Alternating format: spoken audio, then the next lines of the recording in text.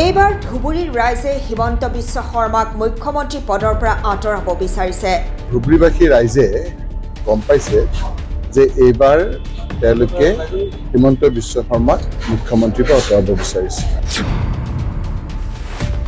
হিমন্ত বিশ্ব শৰ্মাক ডাইৰেক্ট ৰাইজে আঁতৰাব নোৱাৰে। মুখ্যমন্ত্ৰী হিমন্ত বিশ্ব শৰ্মাক মুখ্যমন্ত্ৰীৰ পৰা আঁতৰাবলৈ হ'লে তেওঁলোকে ডাইৰেক্টলি আঁতৰাব নোৱাৰে। মুখ্যমন্ত্ৰীৰ ভায়েক বদৰুদ্দিন আজমলক প্ৰত্যাখ্যান কৰিব লাগিব। মুখ্যমন্ত্ৰী ৰাজনৈতিক বন্ধু তেওঁৰ ভাই বদৰুদ্দিন আজমল ডাঙৰীয়াক প্ৰত্যাখ্যান কৰিব লাগিব। বদৰুদ্দিন আজমল হৰাৰ লগে লগে AIUDF নাইকিয়া হ'ব। আৰু বদৰুদ্দিন আজমল MPৰ পৰা হৰাৰ লগে লগে UDF নাইকিয়া হ'ব। AIUDF নাইকিয়া হোৱাৰ পিছতে নিজেই মুখ্যমন্ত্ৰী পদৰ পৰা আঁতৰিব হিমন্ত বিশ্ব শৰ্মা। UDF নাইকিয়া হোৱাৰ লগে লগে আপুনি হিমন্ত বিশ্ব শৰ্মা মুখ্যমন্ত্ৰীৰ পৰা আঁতৰিব। এই ডাঙৰ মন্তব্য ৰকিবুল হুছেইনৰ। ক'লে মোৰ অলপ হিয়াৰিং প্ৰব্লেম হৈছে। হিমন্ত বিশ্ব শৰ্মা বদৰুদ্দিন আজমল অ'কে মই মানে বদৰুদ্দিন আজমলৰ লগত বধু ভাই হিমন্ত বিশ্ব শৰ্মাৰ কথাবিলাক জড়িত হৈ আছেতো।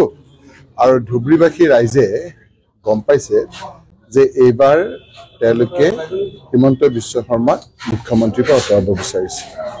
মুখ্যমন্ত্ৰী হিমন্ত বিশ্ব শৰ্মাক মুখ্যমন্ত্ৰীৰ পৰা আঁতৰাবলৈ হ'লে তেওঁলোকে ডাইৰেক্টলি আঁতৰাব নোৱাৰে।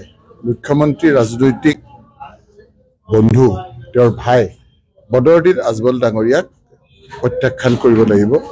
বদৰুদ্দিন আজমল ডাঙৰীয়া যদি মুখ্যমন্ত্ৰীৰ হাত শক্তিশালী কৰাৰ ক্ষেত্ৰত তেওঁলোকে বাধা দিব লাগে তেতিয়াহ'লে তেওঁলোকে তাৰপৰা MP হিচাপে তেওঁলোকক হৰুৱাব লাগিব।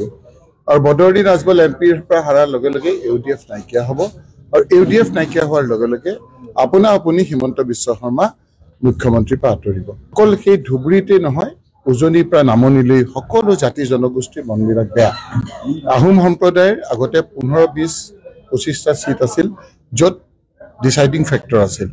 ডিলিমিটেশ্যন হিমন্ত বিশ্ব শৰ্মা মুখ্যমন্ত্ৰী ডাঙৰীয়াৰ যোগেদি ইলেকশ্যন কমিশ্যন অফ ইণ্ডিয়াই যিটো কৰিলে তাৰ যোগেদি আজি দুটা সমষ্টিলৈ সংকুচিত হৈ গ'ল আমাৰ আহোম সম্প্ৰদায়ৰ লোকসকল। মৰাণ মটক লোকসকলে ভাবিছিল যদিও সংৰক্ষণ নাছিল আমাৰ কাৰণে এটা চিট ৰিজাৰ্ভ বুলি ভাবিছিল, সংৰক্ষণ বুলি ভাবিছিল, ডিলিমিটেশ্যনৰ যোগেদি সেই সমষ্টিটোকে নাইকিয়া কৰি দিলে। চুতীয়া সম্প্ৰদায়ৰ লোকসকলে এটা সমষ্টিত তেওঁলোকৰ কাৰণে সংৰক্ষিত বুলি ভাবিছিল। সেইসকলৰ বহু মানুহ ইফাল সিফাল কৰি সমষ্টিটো তেওঁলোকে সংৰক্ষিত বুলি যিটো ভাবিছিল নভবা এটা পৰ্যায়লৈ লৈ গ'ল। আনকি টি গাৰ্ডেনৰ লোকসকলেও উপযুক্ত প্ৰতিনিধিত্ব নোপোৱাৰ ভয়ত আজি কম্পমান। যিকেইজন আছিল এজন মন্ত্ৰী, কেন্দ্ৰীয় মন্ত্ৰী, তেওঁ কাঢ়িবলগীয়া হৈছে টিকেটৰ কাৰণে।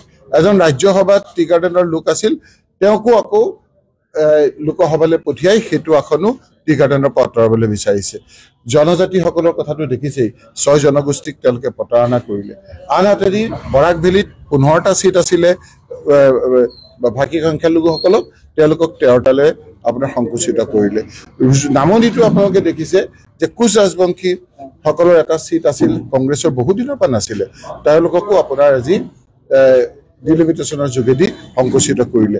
এনেধৰণৰ কথা বতৰা সকলো জাতি জনগোষ্ঠী যেতিয়া দেখিলে যে হিমন্ত বিশ্ব শৰ্মাই নিজৰ ইণ্টেলিজেন্সৰ মুখ্যমন্ত্ৰী হৈ থাকিলে বহুত আপোনাৰ ইণ্টেলিজেন্সৰ ৰিপৰ্ট পায় যে সেই লোকসকল তেওঁলোকৰ লগত নাই।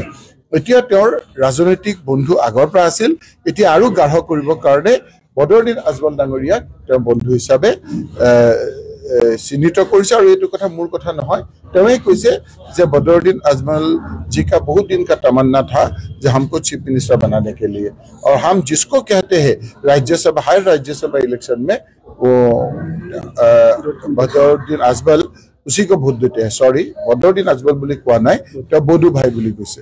গতিকে এই কথাটো যে এটা তেওঁলোকৰ লগত যিটো চলি আছে সকলো হেড আজি একমাত্ৰ আশা ভৰসা, আজি একমাত্ৰ আশা ভৰসা হিমন্ত বিশ্ব শৰ্মাৰ বদৰুদ্দিন আজমল ডাঙৰীয়া। সেইখিনি উজনিৰ চকুতো ধৰা পৰিছে, নামনিৰ চকুতো ধৰা পৰিছে, মধ্য অসমৰ চকুতো ধৰা পৰিছে, বৰাক ভেলীতো ধৰা পৰিছে। আৰু সেইকাৰণে তেওঁলোকে এইবাৰ বদৰুদ্দিন আজমল ডাঙৰীয়াৰ যিসকল সমৰ্থক আছিল সেই লোকসকলে কৈছে যে আমি যিসকলে আমাৰ শুই থকা ঘৈণীয়েকজনী বুকুৰ পৰা গিৰিয়েকটোক টানি লৈ গুচি গৈছে, শুই থকা ঘৰ এখনত অহাকালি পৰীক্ষা ঘৰটো ভাঙি দিছে বুলডেজাৰ দি বিভিন্ন কথা বতৰাত আপোনালোকে দেখিছে যে এনকাউণ্টাৰ কৰিছে ল'ৰাবিলাকক মাতি আনি এনেধৰণৰ কথাবিলাকত মানুহে ভাবিছে আমি কৰ্ম কৰি খোৱা লোক আমি সুখীয়া শান্তিৰে থাকিলে হ'ল লাগিলে চৰকাৰৰ পৰা কিবা পালো নাপালো সেইটো আমাৰ ইমান কথা নহয়